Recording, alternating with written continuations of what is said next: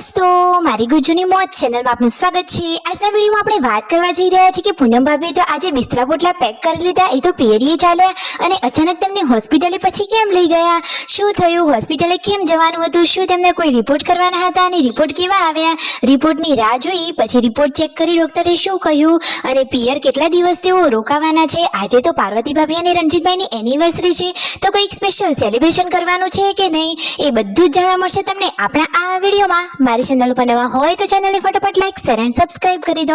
Full video in life of Thakor channel દોસ્તો, ફૂલ વિડીયોની link ડિસ્ક્રિપ્શનમાં મૂકેલી છે, ત્યાં જઈ તમે આખો વિડીયો વોચ કરી શકો છો। આવી ટૂંકી ટચુકડી લાઈવ લેટેસ્ટ ટ્રેન્ડિંગ માહિતી મેળવવા માટે કરી દો મારી ચેનલને ફટાફટ સબસ્ક્રાઇબ। તો ચાલો દોસ્તો, વધારે રાહ ન જોતા વિડીયોમાં આપણે લાઈવ નિહાળીએ। જુઓ, વિડીયોમાં પૂનમ ભાભી, પાર્વતી ભાભી બધા જ લોકો અહીંયા રસોડામાં કામકાજ કરતા હતા અને હવે પૂનમ ભાભી તો આજે જઈ રહ્યા છે તેમના પિયરીએ, તો બધો જ સામાન પેક કરી લીધો છે અને એને તેઓ ગાડીમાં મૂકી રહ્યા છે। સંજયભાઈ તેમને મૂકવા માટે જવાના છે અને દોસ્તો આજે તો જુઓ, જેન્સુ અને વિયુ બધા લોકો મામાના ઘરે જવા માટે કેટલા સરસ તૈયાર થઈ ગયા છે। મિતાજ તો પૂનમ ભાભીની જોડે હતો, પછી પાર્વતી ભાભીએ એને લઈ લીધો। હવે ફાઇનલી પૂનમ ભાભી ગાડીમાં બેસી ગયા છે અને કાજલ બેન ને બધા લોકો જુઓ આવજો જોજો કહી રહ્યા છે અને વિયુના તો કાજલ બેન બેનપણી છે, તો કહે છે કે વિયુ ટાટા આવજો, એ રીતે એમને અહીંયાથી હવે વિદાય આપી। ફાઇનલી પૂનમ ભાભીને આજે બતાવવાનું હતું હોસ્પિટલે, એમને આજે ચેકઅપ કરાવવાનું હતું, તો દોસ્તો આજે તો એમને રિપોર્ટ કરાવવાના છે। તો ફાઇનલી હોસ્પિટલે પહોંચી ગયા છે અને બીપી ને બધું ચેક કરી લીધું છે। હવે જુઓ અહીંયા બેઠા છે અને તેમને લોહીનો રિપોર્ટ કઢાવવા માટે આવ્યો છે, તો દોસ્તો હવે રિપોર્ટ આવે ત્યાં સુધી હવે રાહ જોવાની છે। દવાખાનામાં જેટલું ચેકઅપનું કામ ના હોય એટલી રાહ તો આ રિપોર્ટને જોવી પડે, સાચી વાત ને દોસ્તો। તો જુઓ અહીંયા વેઇટિંગ રૂમમાં પછી તેઓ આરામ કરવા માટે જવાના હતા, હવે રિપોર્ટ આવે ત્યાં સુધી અહીંયા બેઠા છે અને ઘરે જુઓ જમવાનું રેડી છે, તો કાજલબેનની બહાર રાકેશભાઈ, રણજીતભાઈ બધા લોકો જમવા માટે બેસી ગયા છે। પૂનમ ભાભી તો અહીંયા બેઠા બેઠા રિપોર્ટની રાહ જોઈ રહ્યા છે અને સુખ દુઃખની સંજયભાઈને બંને વાતોચીતો કરી રહ્યા છે। વિયુને તો વેફર બહુ ભાવે, એ તો બાજુમાં બેસીને વેફર ખાઈ રહી છે।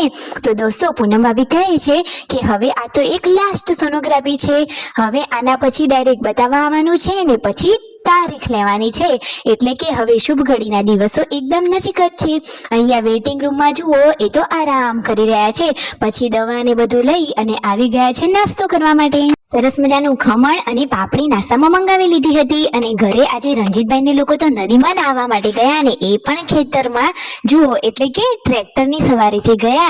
તો જુઓ કેટલું સરસ મજાનો નદીના પાણીનો આ નજારો છે, બધા લોકોએ ફૂલ એન્જોય કર્યું ને ફાઇનલી પૂનમ ભાભી હવે તેમના પિયરીએ પહોંચી ગયા છે। પૂનમ ભાભી કહે છે કે અમે તો હવે વેકેશન કરવા માટે આવી ગયા માયકે। જુઓ તો ખરા, તેમની ભત્રીજીઓ, ભાભી બધા જ લોકો એમની રાહ જોઈ રહ્યા હતા।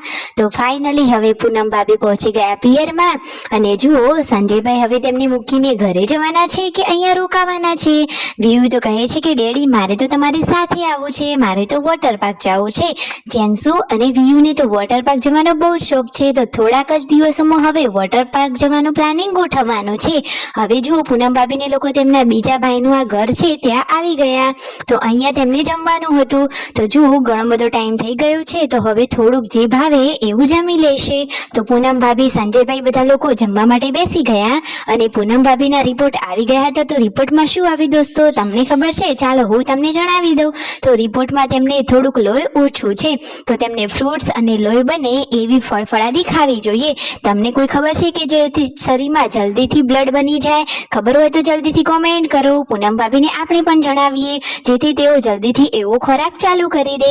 અહીંયા ભગી ભાભીના ભાઈ ને બધા લોકો આવ્યા હતા, તો જુઓ બધા મહેમાનો જોડે બેઠા હતા। પાર્વતી ભાભી કહે છે કે મારા ભાઈઓ આવ્યા છે, રાત્રે જમવામાં બની રહ્યા છે બાજરીના રોટલા અને શિલ્પા ભાભીએ બનાવી છે સરસ મજાનું બટાકાનું શાક।